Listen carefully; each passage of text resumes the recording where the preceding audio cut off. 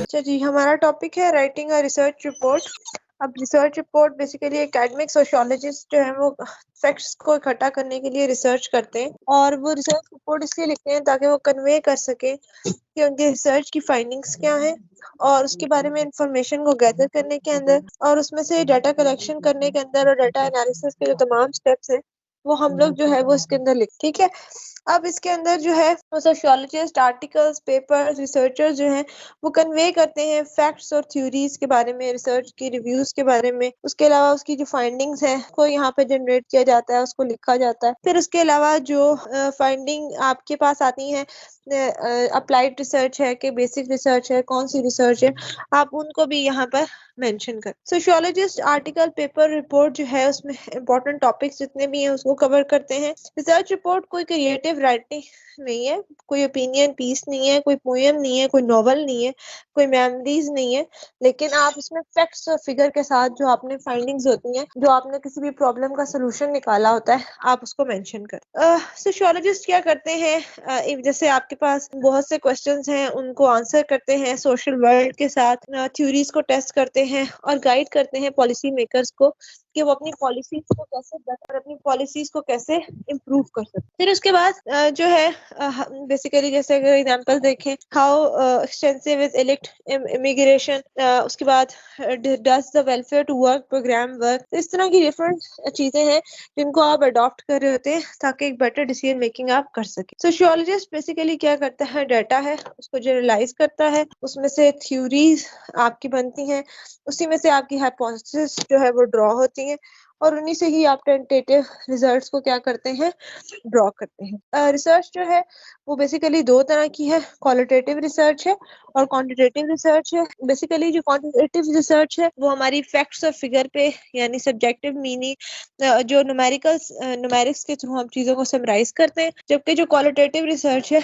उसमें आपका पार्टिसिपेंट जो है वो सब्जेक्टिव जो मीनिंग है उस पर उनका एम्फसाइज होता है, और उसी के ऊपर वो अपना फोकस जो है वो रखते हैं। यहाँ तक क्लियर है? सदा, फरीज, दुआ, क्लियर है? अच्छा जी, फिर उसके बाद आपके पास जो आगे आ जाते हैं, so when sociologist right they state why the research is so important, क्यों इम्पोर्टेंट है, उसके एम्पेरिकल एविडेंस क्या है, उसका सोर्स ऑफ आइडिया क्या है, और जो इनडिस्क्रिप्टिव इम्पर्सनल मैटर ऑफ फैक्ट्स हैं उनको भी आप यहाँ पर मेंशन कर। रिसर्च रिपोर्ट के साथ आपके पास हेडिंग्स हैं, पहली क्या है, एब्स्ट्रैक्ट है, दूसरी क्या है, इंट्रोडक्शन है, तीसरे में आप रिव्यू ऑफ लिटरेचर करते हैं, चौथे में आप जो मेथोडोलॉजी यूज कर रहे होते हैं उसे मेंशन करते हैं, फिर रिजल्ट्स लिखते हैं, फिर कंक्लूजन ड्रॉ करते हैं, और उसके बाद रेफरेंसेस को जो है वो मेंशन किया जाता है। पहली बात, एब्स्ट्रैक्ट और समरी। एब्स्ट्रैक्ट और समरी रीडर को ये बताता है कि इस रिसर्च के मेन पॉइंट्स क्या हैं, उसकी फाइंडिंग्स क्या हैं, और इसमें पेपर कितना यूजफुल था, उसके एब्स्ट्रैक्ट से ये बात पता चल जाती है, और उसको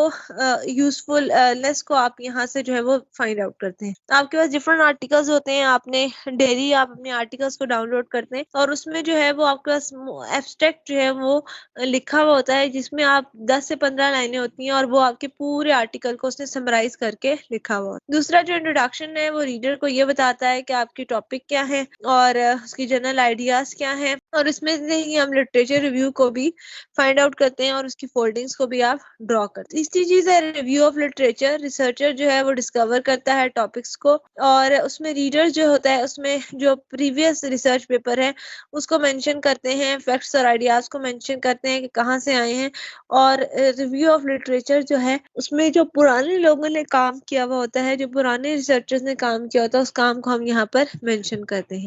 और रिव्यू ऑफ लिटरेचर जो है, if an idea can not be sustained by the community of scholar, literature review से क्लियर करता है कि ऑथर के बारे में जो बातें की जा रही हैं या ऑथर्स के इस टॉपिक के बारे में क्या सोचते हैं, और लिटरेचर जो है वो पुराने लोगों की जो थिंकिंग है और फैक्ट्स और आइडियाज हैं उसको आपको मेंशन करने में क्या करता है, हेल्प आउट करता है। उसके अलावा जो है वो आप इसमें रेफरेंसेस को मेंशन करते हैं, जैसे आपने ऑथर का नाम लिखते हैं, ऑथर का ईयर लिखते हैं कि ली 2004 ने जो है वो ये बताया, हैबिट 1997 ने ये बताया। तो जो रीसेंट ईयर्स में जो पिछले स्कॉलर्स बात कर चुके होते हैं आप उनको क्या करते हैं, मेंशन करते हैं। और उसमें ये एग्जांपल एक दी हुई है, जैसे action behave in a way that confirm self meaning, अब ये क्या है, किसने बात की है, बनाची एंड प्रियंसा 1994 ने, स्ट्रैकर 1968 ने, इन सब ने ये बात जो है पहले इन लोगों ने ये बात की थी, और ये हमारा क्या बनता है, लिटरेचर बनता है। ये आपको एक्सप्लेन करता है आपकी फ्रेमवर्क को, आपकी जो एस्टेब्लिश करता है आपकी एक्सपेक्टेशंस को, और आपको जस्टिफिकेशन प्रोवाइड करने के अंदर हेल्प आउट करता है। क्वालिटेटिव लिटरेचर रिव्यू जो होता है एक स्टेटमेंट के साथ एंड अप होता है, और उसमें आप रिसर्च हाइपोथेसिस बनाते हैं।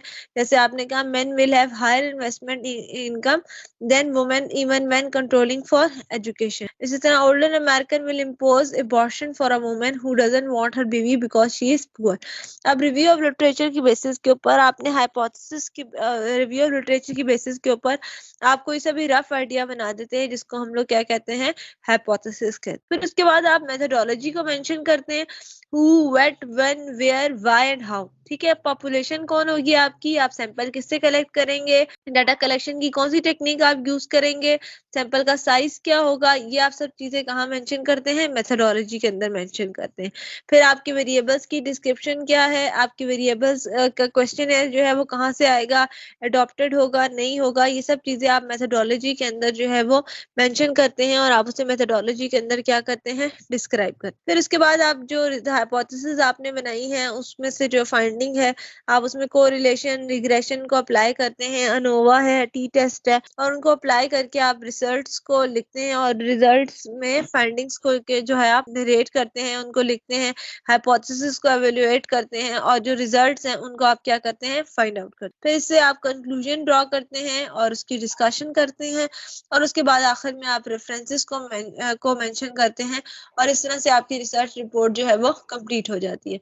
तो पहले आपके पास इंट्रोडक्शन है, फिर आपका लिटरेचर रिव्यू है, फिर आपकी जो मेथोडोलॉजी है, फिर आपके पास जो है वो उसमें से आप कंक्लूजन और रिजल्ट्स आ जाएंगे, कंक्लूड करते हैं, और उसके बाद जो है वो आपके पास जो है वो रेफरेंसेस आखिर में आ जाते हैं। रेफरेंसेस वो आपको पता है कि वो जो आपने जहां से भी डाटा लिया हुआ है आप उसको यहाँ पे क्या करते हैं, मेंशन करते हैं। बाकी जो है वो आपने इसमें फैक्ट्स के साथ बात करनी होती है, उसको एंटिसिपेट करना होता है, और रिजल्ट्स को जो है वो अच्छे तरीके से ड्रॉ करना होता है, और इसमें प्लेजरिज्म को आपने अवॉइड करना होता है।